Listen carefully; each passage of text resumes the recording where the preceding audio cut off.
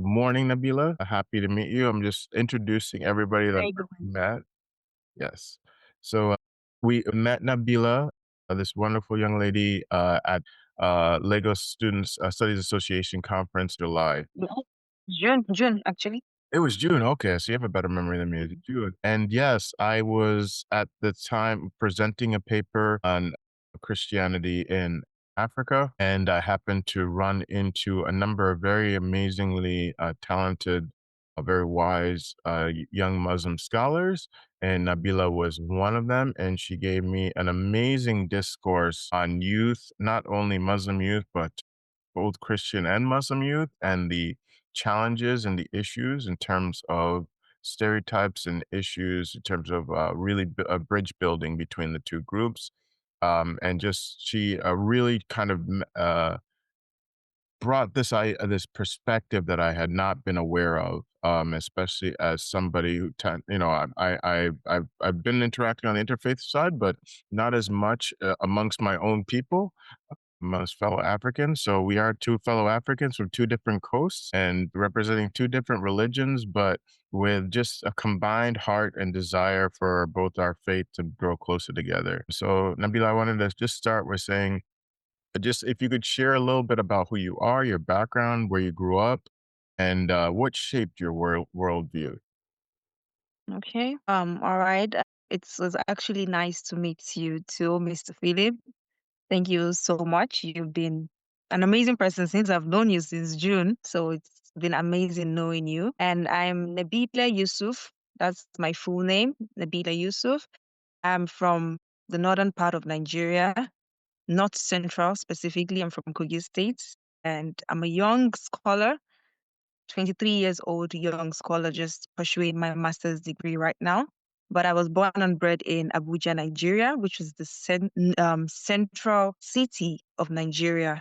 And I schooled in northern Nigeria. That's the core northern part of Nigeria, northwest Nigeria. I had my university education in northern Nigeria. That's the core northern part of Nigeria, Kano State, Nigeria. As we all know, Nigeria has six geopolitical zones, and we have the north central, the northwest, and the northeast. That's for the northern part of Nigeria. And I'm from the north central part of Nigeria.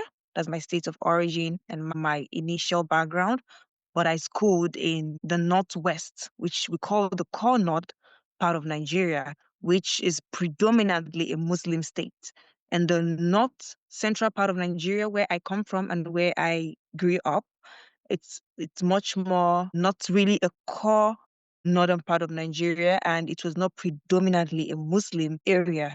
But I've spent almost 7 to 8 years right now in the core northern part of Nigeria, which is predominantly a Muslim state, which is Kano State, Nigeria. And growing up in Abuja, Nigeria, born and bred in Abuja, Nigeria, it was this central cosmopolitan area that accommodated everyone. And there was a mix of both Muslims and Christians, and people actually live their life. It's much more of an area that thrives economically. They just want to make ends meet. And I got to see how Muslims and Christians relate very peacefully, kind of like segregation or issues like that. It was much more of just striving for their daily lives and trying to get what could actually help them in life. So Muslims and Christians, they work hand in hand together to just get their life going, you know. But when I found myself in Kano State, Nigeria, which is the core northern part of Nigeria, I noticed this is a predominantly Muslim state. And there is a part of this part of Nigeria that have only Christians living in those parts. That's a find that place comfortable. Just one local government in the whole state. That's in Kano State. It's dominated by Christians. And in my school, Bayero University Kano, where I've been for so many years, we also have Christian students. So even though Kano State, Nigeria, is predominantly a Muslim state, it has also accommodated Christians a Mm. lot. And we have so many Christian students at Bayero University Kano. They have their churches inside the school. They they they are not forced to wear hijabs or cover their hair, although the only rule is to dress decently. That is the rule. And you are not to break that rule. Just make sure you're dressed decently and appropriately for an educational environment. That is the rule. So they are allowed to practice their own faith in the school because this is a federal university. It is not a Sharia university. It's a federal university of Nigeria, but it's in Kano State and it is still predominantly Muslim students, Muslim lecturers. You hardly even get to a department where you find a Christian lecturer because the state is predominantly Muslim. It is just like a Sharia state. But it has also, I saw that the state also accommodates Christians. And there is this good interfaith relationship to some extent in the educational environment. So, but when you step out of the educational environment, and the only time there can be conflict between the people is when you don't follow the culture or the norms that you see the people, like the norms that shape the people's life Mm, in the society. For example, in Abuja, Nigeria, that is not central part of Nigeria, this capital city. Most people there are coming to hustle, and it's not really based off religion and all. So it's more of like economical, just life and all of that. So you don't see religion shaping people's relation and activities and all of that. So right. you're free to do whatever you want to do. But in Kano State, northern Nigeria, if you're coming in and you are not at that local government area that I say I was kind of like giving to the Christians and the immigrants and like whoever is coming from outside, like you can be free to do whatever you do there.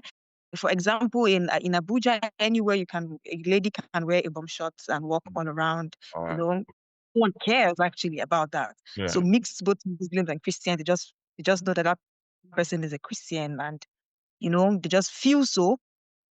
Dressing don't really matter there. But here, a Christian person would not want to walk round Kano State with specific type of dressing, both male and female. But the undeniable fact is that there are always locals around. Someone wearing something that is not used to the locals. Like when you wear something like that, you could get this reaction from the typical locals in the area because they are not used to that. They feel like, okay, this is immoral. This is not how we do our things here. So there may be cases of the people around, like the locals, fighting stuff like this when you come out in a way that they call inappropriate, you Right. know? So, Yeah. yeah. But when you find, but in the same state, like I said, there is a place given to them. Yeah. That is, like, we call that place Sabongeri. Right. That Sabongeri is the whole local government and is given to them. And you're free to do whatever you want there because the locals are not there and they don't Right. care about you. They don't really. So it's your place. So Right. if you can respect their own place, just Hmm. like when you go to Qatar or you go to Dubai and Yeah. you just feel like wearing the abayas just to fit into the environment, that is how Kano State is. So Right.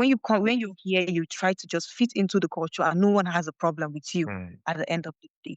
So I think Nigeria has a kind of is not a very bad interfaith relation. yeah. I think the only time the interfaith relation is bad, or what actually brings about this religious crisis and religious differences and all of that, is the politicians, you know, the Right. leaders, the politicians, society, corruption, politics. Let's just say politics, basically. The leaders try to turn religion, when they want to come for each other in a way. They use religion as a tool, knowing that Nigeria is a state that is not dominated by one religion, divided into two. We Yeah. have the southern part, we have the northern part. So they can bring in religion to kind of bring that violence, and they also try to use religion to when it comes to voting, I'm from the north. I want other people from the north to Hmm. vote for me. Hate the Christians, can they are not your religion and all, kind of those kind of because when everyone is united, they can actually make better decisions. So they try to ignite violence, religious violence. Right. So people think that the other religion are their enemies. So You I know, think when it comes to interfaith issues, a lot of the time the politicians play huge role in those things. right. I want to talk a little bit more about how this experience has shaped what you want to study. And if you could talk a little bit more for a couple minutes about what you want to study, what you want to look into, what bridges your interest specifically. Yeah, all right. So, someone who grew up in Abuja, Nigeria, like I gave my background about growing up in Abuja, then spending so many years in Kano also. My academic interests stemmed off from like my interest in women, first of all, in my gender. That was where my passion stemmed off from initially. My being interested in the women in my area, the women in my society, and also my experiences, you know, how I have seen women in Nigerian, or let me say African society, from what I have read also, because I've read lots of works from different scholars, um, Husseini Alido, Barbara Cooper. I've seen their works. I've seen how they've addressed issues that actually touch on gender. And I see there are some gaps, and women have to be included in lots of discourses. So my initial passion stemmed off from knowing much more about my gender, researching into my gender, Mm, and filling some gaps that are there, and also trying to work towards a much more inclusive community and society. So growing up, I my background, like I said, in Nigeria, in African society, women, I will not completely say they were sidelined or something like that, but it's still a struggle in this part of the world. The women finding their stance mm, and trying to also own big positions without being like chastised, using cultural, religious norms to try to beat it down to some extent. You know, a woman being limited. Oh, you should just get married, have children. That's yeah, what you're supposed to do as a lady, as a Muslim woman, right, because that is where you get your respect in this kind of society I am coming from. And I believe that is not what a woman is limited to. And I also have my knowledge about Islam, and Islam is not limiting anybody or limiting women to just being in the society, just being the full housewife, because even the wife of the Prophet Muhammad sallallahu alaihi wasallam, Khadija, she was an entrepreneur when she got married to the Prophet. So we've always had the history of women holding good position or being business women or just having something to do right from time. There's no time that women have been actually limited to being nothing. right. So we still have that issue in our society, that especially in the African society here, Mm, when you're still 100% judged that as a woman, you should just be at home, you should be married, you should just take care of the kids and all. And I am that person who believes that there should be more to that. And that is why I advocate. I work with NGOs, I do lots of advocacy, right, and it has also made me develop this big interest in researching more about women in my own society. There have been lots of women who have been researched about in Nigeria, in mhm, Africa, but right, I feel like in northern Nigeria here, there are still lots of things that have not been explored about northern Nigerian women, especially Muslim women in Nigeria. So when I mean northern Nigeria, because it's a predominantly Muslim state, right. so I mean Muslim women in Nigeria generally. Lots of things have not been explored about them. A lot of people still think they are actually sidelined. There are still community norms that have sidelined them to some Mhm, extent, but researching into them, knowing that actually things are not as bad, but there are still things we still have to work on to be right, better. So I have read lots of works, and my passion is coming from where I am coming from as a lady, as a woman, my lived experiences, and the passion to know much more about women in my right, society, explore, research about them, and show that there are some things that are missing. They should be included in some ways, and also advocate and impact the society after, like, making good research about the women. right. Thanks. I love that. That- Actually, wanted because I know something. It just maybe reminded me. If you also share a little bit more about, I know your unique story in terms of how you launched your business and how you launched. We shared so much about how like, God helped you in terms of building that and how that Yeah, kind of gave you a unique place and some of the difficult experiences you had. Very passionate. yeah. Thank you so much for bringing that. That's part of me. It's a very sensitive part, I'm going to call it. although it's one of my experience that I appreciate so much and I love so much, but it's a very sensitive part of me. I hardly go over talking about it without tearing up Mm, sometimes. From my background, I didn't come from a family that is wealthy, that have everything put together and all of that. So my passion towards academia, towards impacting my society is strictly passion, you know? It mm, has been out of passion and all. And my family, although very loving people, they would have wanted to do everything for me and my siblings, actually. I come from that family who is not limiting me, like, for mm, anything, but they could not support in the way that they want to because of the financial crisis in the country and the ones that my family has faced. right, So I have been that person who have struggled all through. My struggle is also one very important thing that actually exposed me to the struggle of women in my society because I have struggled also. I have gone through lots of financial issues mm, and emotional issues mm, continuously. When your finances are not balanced, it actually challenges you continuously in life. uh, I have gone through that kind of financial challenge because my undergraduate days, I had to come through for myself.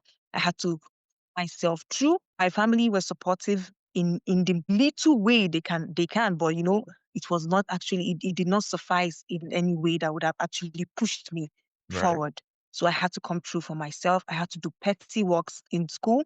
I had to start a business that up till now I still use it to sort out one little thing or the other. Because in Nigeria, the educational system here, when you're going into it, is strictly out of passion. It's not even because of the money you get, because right. there's no money, Yeah.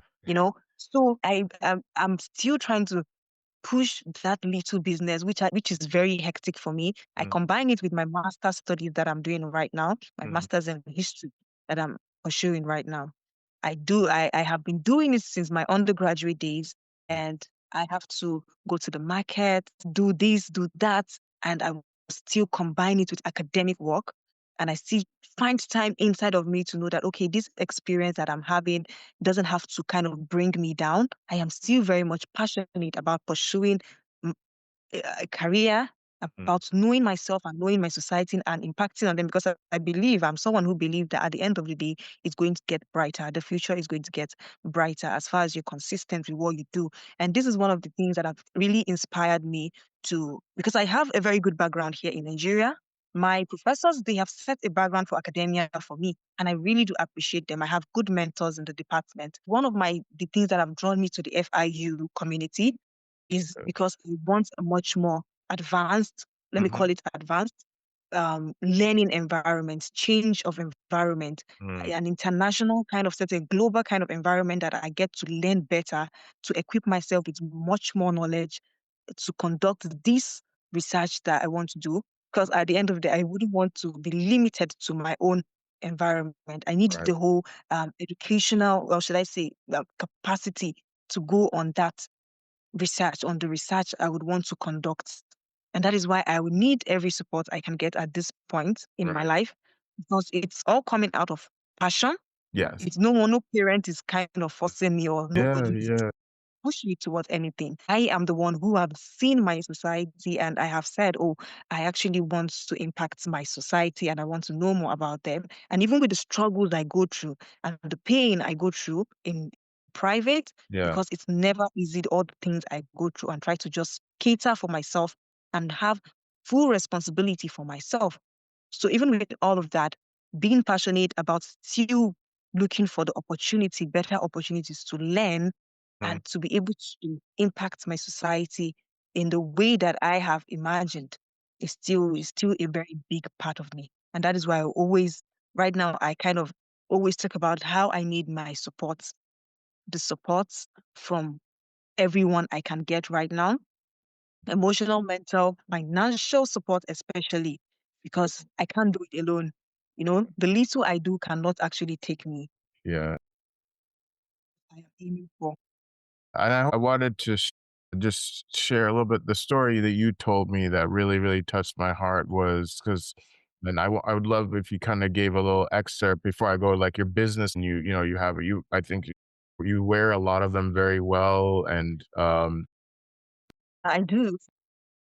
And what was wonderful is that you talked about just starting out from the beginning, from just a little that you had, going door to door, meeting rejection after rejection after rejection, and just continue just to pray through it and just not giving up. And Exactly. how you've never asked anybody for anything. You've taken like even the technology that you have, the phone that you have, you've built a social media platform that has a lot of followers. You used your, your fashion sense and your interaction to reframe the idea of feminism, I think, within the Muslim context. Yeah. Where you're not the fashion and feminism meet in such a wonderful way to exemplify your voice. Um, yeah, so I can't say enough about how amazing those stories that you've shared are. Um, so Yeah, I'm glad you actually remember every detail of it. So amazed, like you actually remembered everything I shared with you about. When I started, I was saying, "Oh, this is such a sensitive topic that when I tried to talk about it, mm, I always not want to, don't feel like going deep at the mhm, end of the day because of how it makes me feel. But you've said it all to some extent. yeah, My business from the beginning started from the scratch. I had to start with buying like dozens, just a dozen, just 12 piece, going room to room in the hostel, facing rejections from people. People talk to me in the worst kind of manner, just like kind of shush me away. Some were not kind because I can't categorize everyone to be the same, but some were nice, but majority had this demeaning character, they just through try to demoralize me, but I am the strongest person I know. Like I've mm, always said, I was strong in all of it. yeah, I continue to push because at the end of the day, I feel like I am not going to settle for a way of life that I am not proud of. I am a practicing Muslim woman, and I am not going to start a kind of lifestyle just because I cannot cope with how people are accepting the little hustle I am trying to use to push myself. So I live my life in the way of Allah, how Allah has ordained. I'm a very practicing Muslim. And there are ways I have seen people live their life which I cannot do. And I also don't go around begging because I feel like when you bring down yourself to beg people continuously, it's only keep make them to match you because most of the time they can't even help. You know, a lot of the time I'm not a proud person. I can help ask for help from people who I actually see are good people and can impact my life. But I don't go around begging or even accepting favors from random people that may now feel like I owe them something in return, mhm, especially being a very young lady at my age then, or even at my age now, because I'm still 23 years old. There are men around who throw things at me, at my face, want to do this for me, want to do that for me. But as a disciplined person, I would never accept such things because it always comes with a price. I believe that no one is coming to just throw things at you for absolutely no reason.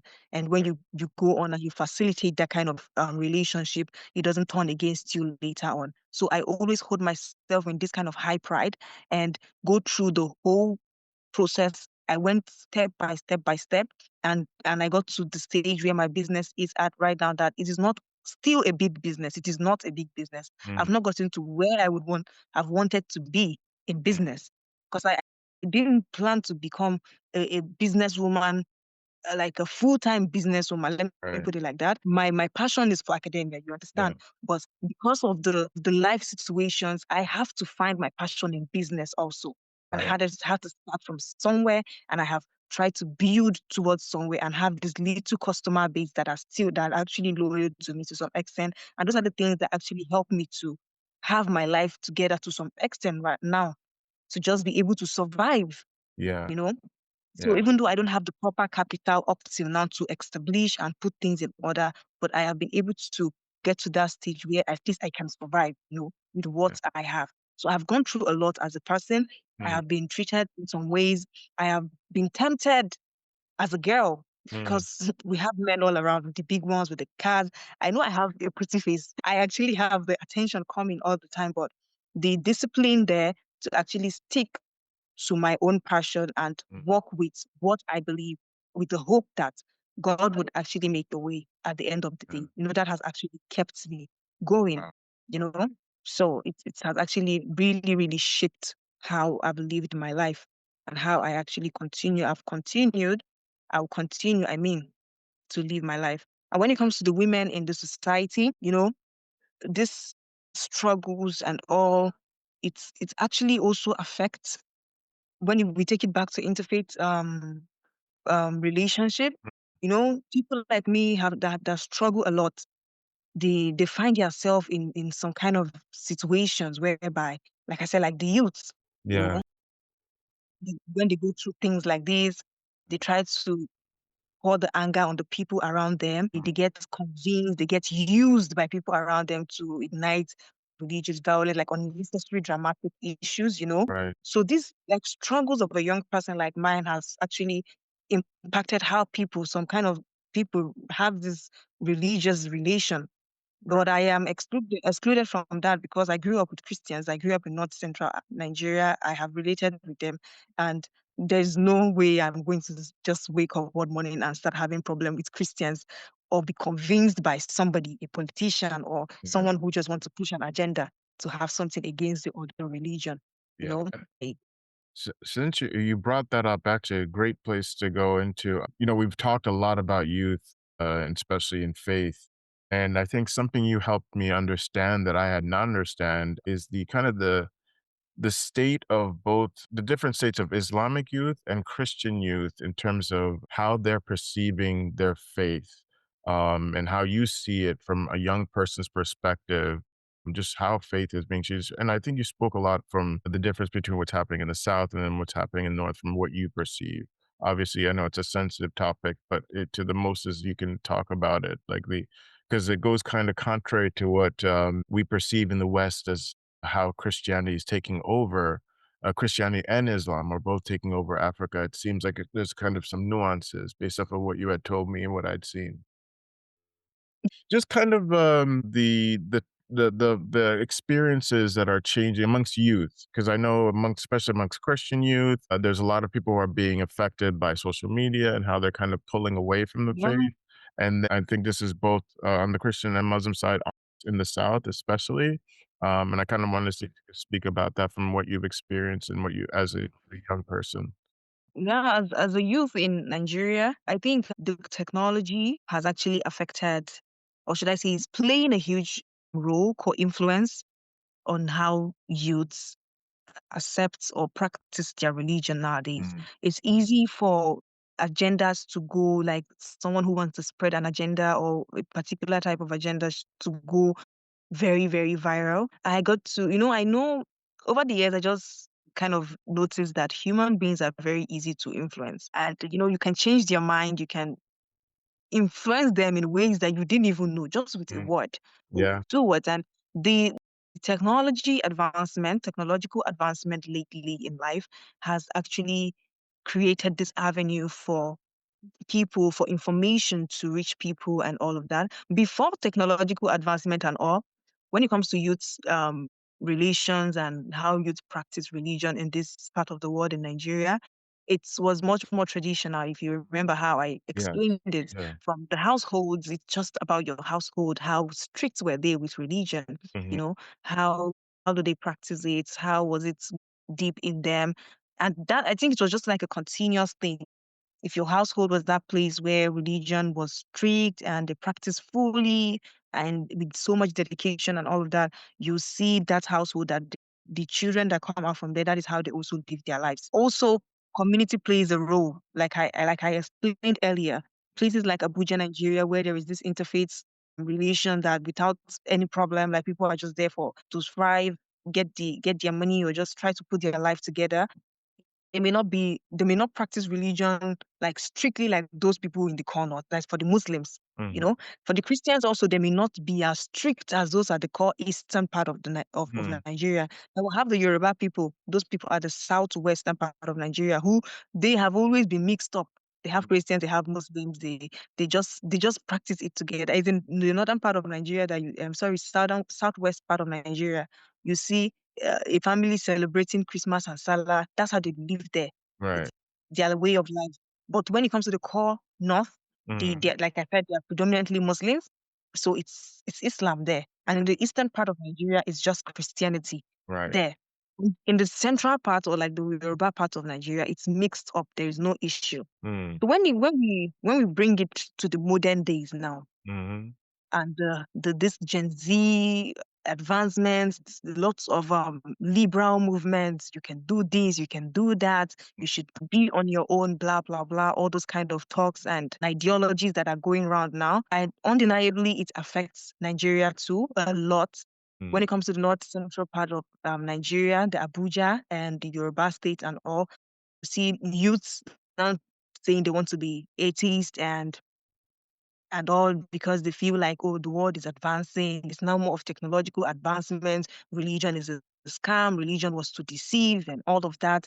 That religion was just an agenda of the white man. And in this part of the country, especially in Nigeria or in Africa, this agenda that has been trying to take them out of religion is this thing that they talk about.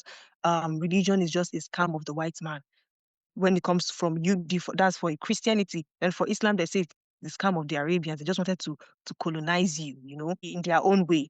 It's not real. You're just anybody who is religious, is still stupid. Those agendas are so strong right now. Even in all social media platforms, we see people posting about it and all.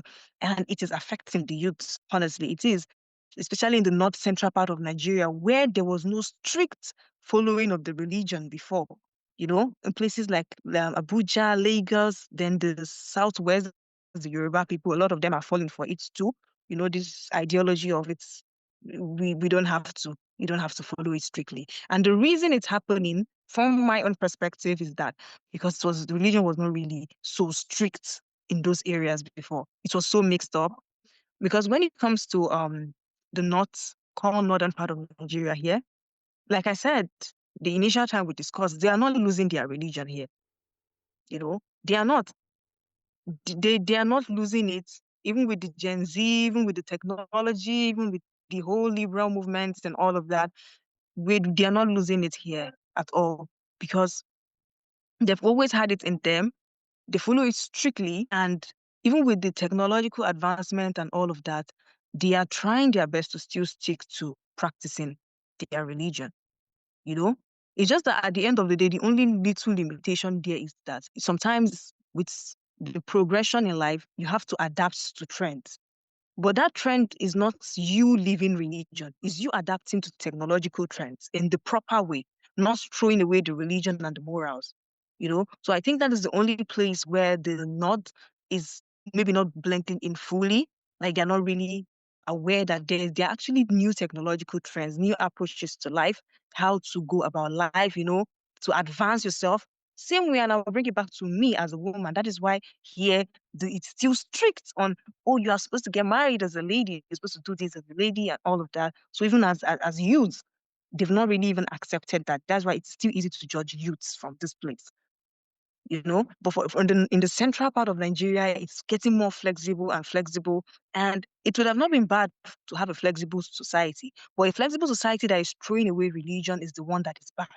That is throwing away what has shaped our morals over the years is what that is very, very bad for the society.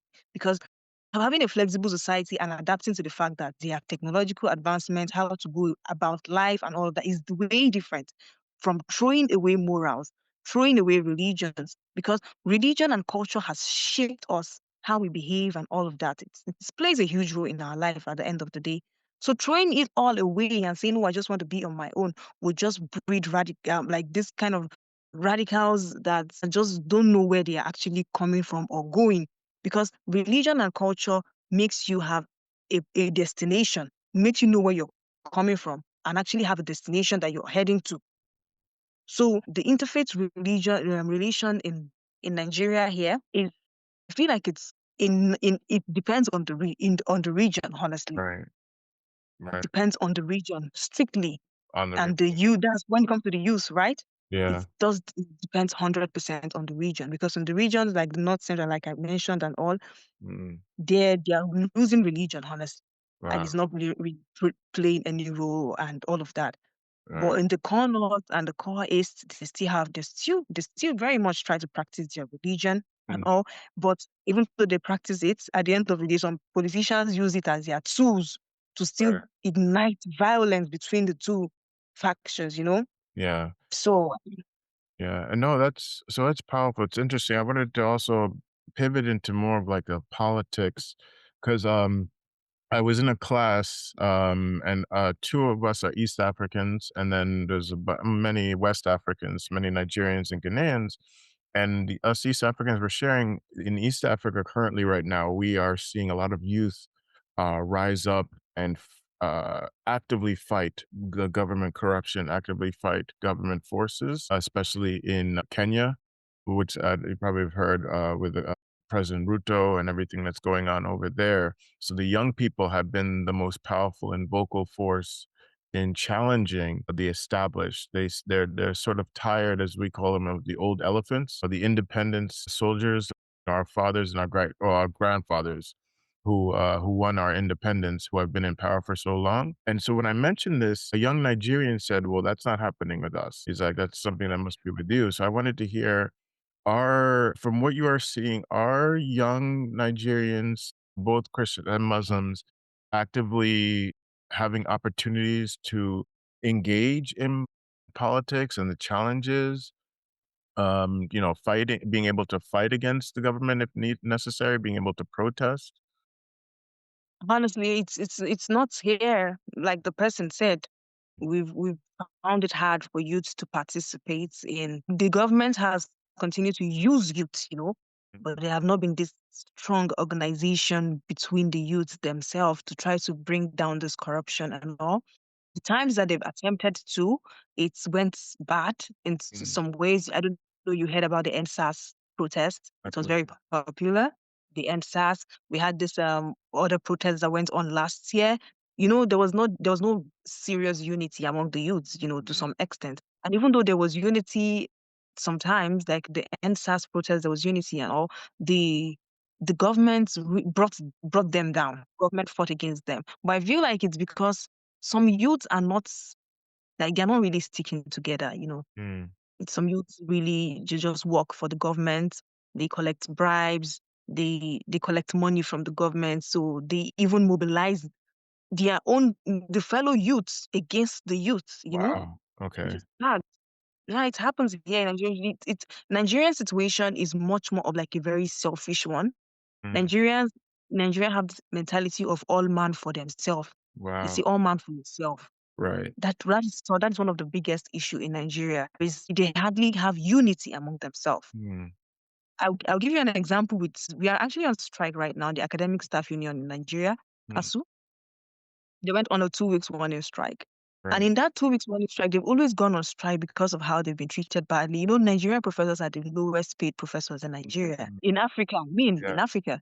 Also, they've been protesting and protesting and protesting about like increments and all of that and better treatment. That's why I said to come into this line is strictly by passion because there's nothing there to entice you to even come in. Yeah. They've been they've been protesting and all, but even inside that protest, even those who it is still affecting, some still go behind them and Wow. side with the government, you Wow. know, collect bribes. Some they even try to form some other organization. They don't really stick together firmly to the end. Because Mm, some people have said if they had actually used the strike and continuously without listening to the government fake promises, they would definitely have done something for them all these years. For years, over the years since 1990 something, they always keep going on right. strike, and nothing is being done, just false promises. So that's just an example of one faction of Nigeria. That's not even the youth, you know. Those are not even youth. So, but when it even comes to the youth, that is also a big problem. They are not very unified when it comes Mm, to decision making, strict decision making, policy making, and right. all of that. When it comes to that in Nigeria, is not very strict. So it makes the youth make these poor decisions. So they are not always together. And Right. the state of Nigeria too, being that religion. When it comes to interfaith studies, I think Nigeria is one place that is a big case study, Yeah. Yeah. because of how it's divided. Yeah. There's a Christian area, there's a mix, then there's the Muslim area. Yeah. That the amalgamation of southern and northern Nigeria in 1914 by Lord Lugard, you know, it's had that effect that up till today, those things are still affecting us. Mm, Because I believe if northern Nigeria was a state on its own, northern Nigeria, right. that's the whole of North Central, Northwest, Northeast, was a state. Because there are lots of states that are not even big as like quarter of Nigeria. Sorry, Right. countries, I mean not states, countries. Yeah. They're not as big as half of Nigeria. So if Northern Nigeria was a country on its own, then Southern Nigeria was a country on its own. I feel Mm, like Nigeria would be able to easily find solution to have issues, corruptions, youth issues, all those mm. things. It would have been very easy to do that. Uh, But Nigeria is divided. Nigeria is too big, yeah. and it is now very much divided. We have over 300 and something tribes in Nigeria. That's ethnic groups in Nigeria. That is for ethnic groups. Then for religion, we have two dominant religions, which is the Muslims and the Christians, and they are always against each other to some extent. You, this is that and that. Even those who are claiming to be liberal and Gen Z and all of that, some of them are still brainwashed up to today when it comes to trying to argue or trying to bring, trying to win an argument. They still later go down the religion line, trying to bring up a point like, oh, as if you guys religion are you guys not worst. Even those who claim to be liberal, Yeah. they still have something against the other religion. So the Muslims that even claim to be liberal have something against the Christian religion.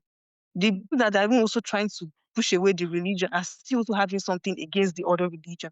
It Hmm. is kind of embedded into the blood of those because they have not been that, they are not supposed to be together at the end of the day. Right. They were supposed to just be neighbors, Right. but they've kind of banded them together. Governments banded them by force. Right. To, Oh, okay. That's incredible. Thank you so much. That was actually an amazing, just breakdown of the challenges because I think this is something we actively both want to work together in terms of building scholarship and in terms of this. So this is really great.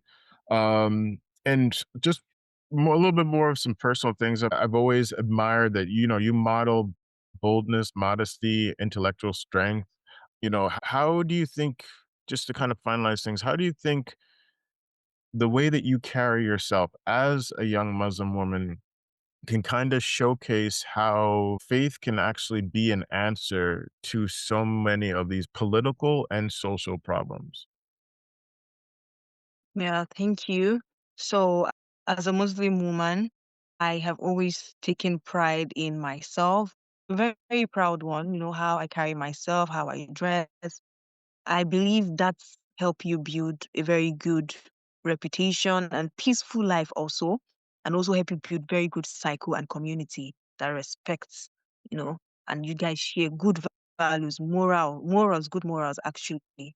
So the way I've always carried myself, I know the way I carry myself alone is enough thing that gives me a kind of inner peace. Because when you are modest, you kind of live in the way of God and you are human because it's not only about just blandly saying you're religious, or saying that I am a Muslim or I'm a Christian. When we want to talk about it from religious perspective, it's about being human, being a good person first. Then after you're a good person, then when it comes to how you portray yourself, it would always encourage the others to see the beauty in you and the religion that you represent. I always tell women that you're not limited because of religion. I Mm, always have that mindset. mhm, Religion is not limiting you to be beautiful. Religion is not limiting you to be creative. Religion is not limiting you to do outstanding things in life, mm, which is a little misconception that I'll just say, is it misconception? I'll call it maybe misconception. Some people or some women from this part of the world feel like, oh, or not even only this part of the world. I mean, I think maybe everywhere will feel, oh, if I'm being religious, I am local. If I'm mm. being religious, I'm not modern. I'm not going to be recognized in this way. I need to be flexible and all. And I disagree so hard with that. I feel like religion is even the one that makes me talk the world. Amen.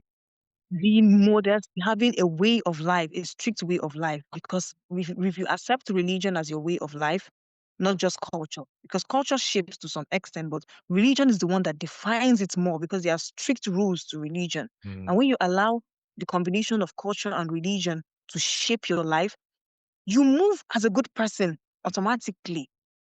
You move with morals, and morals can never be bad. I just feel when people talk against being modest, speak against being, it's just because they want to have like willingly do their bad characters mm. without being accountable. That is something I actually think about people like just talking down on religion or practicing religion and all of that. I feel like it's just an escape. Just feel like I want to just rebel and do whatever I want. just Yeah. because they don't want to be held accountable. Because if you don't want to rebel and just feel like you want to just do whatever you want, Mm, and you know that there's actually accountability in life, you have to be a good person, be human. Humanity is tops it all. Like, you just want to be human. Then why would you be scared of religion? Why would you think that the kind of way you present yourself or how you're modest is not good enough or yeah. is kind of limiting you in any way? I believe how I carry myself, how I dress I get more compliment than whoever dresses anyhow or don't even know how to wear Wow. something. I That's both. so why? So what is actually there to admire outside that maybe out of modesty? Yeah. As a Muslim woman who veil of myself, I'm not talking because this is a Muslim society. Before we think, oh, it's because I'm around. No, even outside when I was at LSA, LSA is the Mm-hmm. is this is a central part of Nigeria. Just Right. this accommodates everybody. Even there, I got lots of compliments from both the Christians, the Muslims, from the whites. Like, oh, you look pretty. Mm, I love your dress. mhm, So I get nice compliments. People tell me, oh, you look beautiful. And I don't expose my body. So mm. why would I? Wow. That is why I insist strictly that it's not about it's not, you don't just want to be modest because they want to do something out of modesty because of Mm, their own mindset. They right. just want to do that because they want to rebel. But they now feel like running away from religion is the perfect escape. I don't know if it's just like those some other movements, all these other liberal movements and all. They just feel like, "Oh, religion, they meet somebody too much. So please, I don't want to be." It's just because they want to do whatever they want. So they feel like religion is a cage that does not allow them to do whatever they want. But Mm-hmm. if anyone is human and has lots of morals, in themselves and just have those morals and they have pride in them. There's no how you just fit and feel like being modest is me caging myself. I'll Wow. give you an example of Yeah. some ladies here in Nigeria, like even people that I grew up with. In my secondary school, there was there was the lady that converted to Christianity in the hostel. Mm, The reason she converted to Christianity is not because she read the Bible, fell in love with the Bible, and she mm, loves Christianity. If someone should convert to Christianity because they read the Bible, they fell in love with the Bible and all of that, I'll just see that as, oh, that is how the person's life went. But when you convert to Christianity because you think you want to be free, you mm, see that is just like an escape, right? mm, It's just an escape. It's not as if they loved Christianity or anything. She changed to Christianity because she feel like she cannot be. She don't have strength to pray 5 times a lot. She mm, can't do this. That they forcing her to cover her hair and all of that. Blah blah blah. So when she changed to Christianity, she saw Christianity as freedom. mm, You know. So it was not as if she was in love with the religion. It's not mm, as if she knows deep about the scriptures and all of that. mm, But just because she thought that place was much more easy to be free. mm, And now I'm going to tell you that Christianity she converted to, she's not actually a Christian. mm. She's just a Christian by mouth because she just feel like I want to be able to dress how I want. But you will see that kind of person, she won't go to church. She won't practice, she will not Yeah. really be involved in Christianity Yeah. because it was not because of the love of God that drew her there. It was because she Wow. just wanted to be free. Yeah. So those are the kind of things that happen in the society. So Mm, now this is for a Muslim person, right? That yeah. felt they saw freedom in Christianity. Mm, Now imagine it from a Christian perspective. That is why they now totally dump the religion. yeah. Yeah. But they now feel like, why do I even have to? As far as I believe in God in my heart, I'm not going to claim to be under any religion just Yeah. because they want to be free to do whatever they want to do. Mm, They feel like if I want to go naked on the road and do whatever I want to do, as far as I don't claim to be a Christian, then and I believe in God in my heart, then I'm okay. I'm yeah. not claiming to be under any religion. Those are the things that actually shape people and how they make their decisions. Yeah. But I believe strictly, like how I carry myself, the things I advocate for would really impact. I'm working towards that actually Yeah. because I don't want to give up on religion. I'm not giving up on religion, and I will not go. I'm not. I'm one of those people. I think we are both on the same page in that. Yeah. I'm one of those people that would not allow those people who want immorality to win Mm, because it's not about living religion now. It's just yeah. about pushing immorality, Yeah. you know. And I'm one of those people who would not allow immorality to win because Yeah. at the end of the day, a moral society is a peaceful society. Amen. Yeah. So when you allow immorality to win, you are bringing down the morals of the society, and Mm, there will not be peace in the society at the end of the day mm, when everyone feels like they can do whatever they want. yeah. So I'm that one of those people who are advocating seriously but I'll continue to dress how I dress and preach. We are not perfect. I'm not saying I'm the perfect one. We all have our flaws to some Mm, extent. I've even made mistakes that will go back to Allah and cry that, oh, please forgive me, I did this. So with that makes us human at the end of the day. yeah. But actively accepting that as a human being, you will make mistakes and you have to go back to God and seek for forgiveness. That is what makes you a modest or moral one. Mm, Not saying that, okay, I'm exclusively the best, because no one is, yeah. no one can be. So I'm going to continue to advocate for the good things, like, oh, you should practice your religion. Mm, And even though you feel like you don't want to actively practice religion, if you end up being a good person, you will find yourself even practicing religion without you knowing. Because mm, both religions, both Muslim, Islam and Christianity, they preach just a good life. It doesn't preach violence. None of the religion preaches violence. mm, None of them preaches, uh, immorality. It just kind of shapes the way of life in a simple and peaceful manner. And the thing about humans and youths, especially this my generation, yeah. that they don't like simplicity. Yeah. People don't like simplicity anymore. They want complexities, like unnecessary discourses, just making everything dramatic, Mm, like taking out the simpleness out of life, mm, just turning it out to be something unnecessarily big. So mm, that is the problem with youth. I would say for youth. That's why it was easy for the past generation to maybe practice religion without having so much issues and all. Although they also had their own issues. They had the time they did it in some way that affected them, mhm. but that doesn't warrant it, like the whole religion dying down just Right. because you want to be free. Right. So if you have morals as a person, it's just you being a good human being at the end of the day. And I'll continue to shape my people. I do my outreach, like the little outreach when there are NGOs to work with. I try my best to show up, to give lectures, to encourage the girls, tell you have to always be willing to look into a man's eyes, especially in this part of the country Right. where the standard is for a lady to always be too shy and all.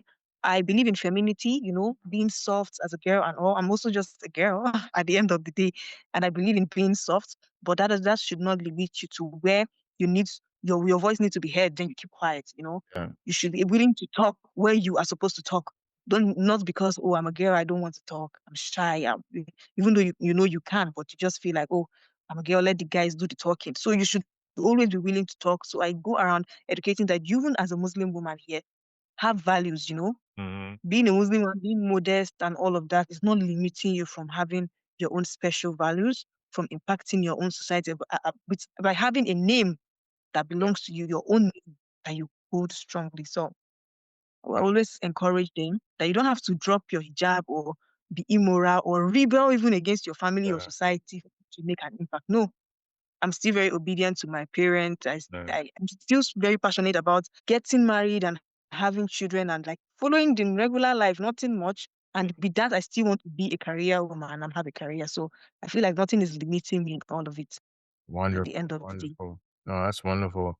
And just to wrap things up, just kind of if you give people some knowledge of where they can find you. I know you have some you speak this language. I'm old now, so the Instagram, and all the TikTok and everything because I know you do a lot of stuff. So I'd love for people to follow you.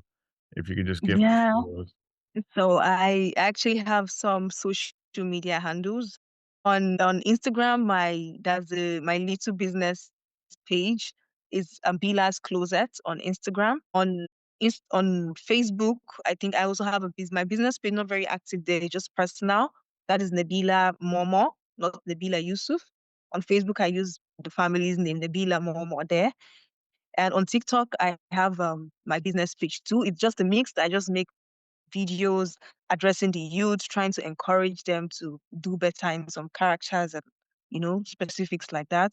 And just myself generally. So on TikTok, I also have my account, which is Nabila or Bila's Closet too. That's the business name, the second name that is with it. So those are my social media handles. Not with much followers, but at least I have a little community, just very little that at least they see the value I bring and they do engage with it and they appreciate it. So Nice, nice, mm, wonderful. So it's been such a wonderful experience as always, Nabila, working and speaking to you. You always, I feel like you are a professor already, always teaching me. I learned so much from you. And so for anybody who's listening, we are actively working to raise funds to support Nabila's journey as she looks to, God willing, be in the U.S. next year. And so she'll hopefully be a part of the FIU class of 2000, or the incoming 2026 class of PhD students. And we've been actively praying together about it and excited, and we are already working on some projects together because we both believe in peace, and we both believe in our respective religions working together and coming together and we both love our continent and our respective countries. So looking forward to seeing her. And Nabila, thank you so much as always. And we will definitely be hearing from you you some so more. thank you so so much. I really do appreciate the session. I really do appreciate you. It's been such a wonderful time. It's been so nice knowing you for the past few months, and I do appreciate your presence. Honestly, I do appreciate your presence in my life. Thank you so much. Thank you so much, Nabila.